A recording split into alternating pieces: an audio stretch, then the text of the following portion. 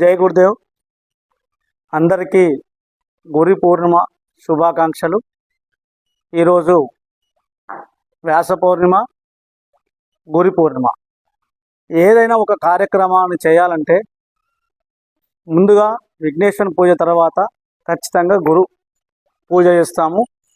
గురువే ఏది చూపించాలో విఘ్నాలు కలగకుండా విఘ్నేశ్వరుడు కార్యక్రమాన్ని ముందుకు సాగివ్వడానికి, ఒక దారి చూపించడానికి ఏ రంగంలోనైనా గురువు అనేది చాలా ముఖ్యము. దయచేసి అలాంటి గురు పూర్ణిమ రోజు మనం ఇక్కడ అందరం యోగా సభ్యులను కలిపి మన యొక్క పూజ గురువులను స్మరించుకుంటూ, ఈరోజు వ్యాస పౌర్ణిమ కాబట్టి వ్యాస భగవానికి పూజలు చేయడం జరిగింది. ఇందులో ఒకటువంటి కార్యక్రమంలో పాల్గొన్నటువంటి యోగా సాధకులందరికీ నా యొక్క నమస్కారం. జై గురుదేవ్. ధర్మపురి ఉచిత నిత్య యోగా ధ్యాన సభ్యులందరికీ గురు పౌర్ణిమ శుభాకాంక్షలు తెలియజేస్తూ, ఈరోజు మన యోగా క్లాస్లో వ్యాస భగవానుని పౌర్ణిమ సందర్భంగా గురు పౌర్ణిమకు అన్ని కార్యక్రమాలు చేసుకోవడం చాలా సంతోషంగా ఉంది. మరి ఏ రంగంలోనైనా గురువు లేని విద్య గుడ్డి విద్య అంటారు కదా.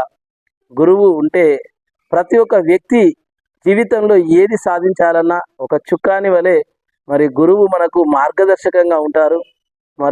మన సనాతన సంప్రదాయాలు, మన యొక్క ఆచారాలు, వ్యవహారాలు ప్రతిదీ కూడా గురువులతో ముడిపడి ఉన్నది కనుక తల్లిదండ్రుల తర్వాత గురువు అంటారు.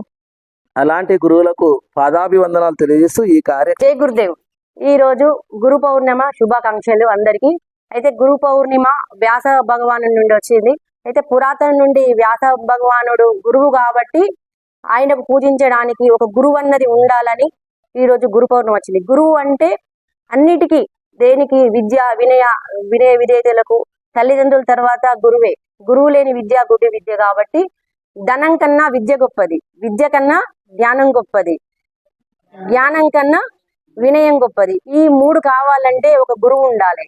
మాకు కూడా ఏంటంటే ఒక గురువు ఉండాలని మేము ఈరోజు గురు పౌర్ణిమ చేసుకోవడం జరిగింది. గురు పౌర్ణిమ ఈ సంవత్సరం జరుపుకోవడం జరిగింది.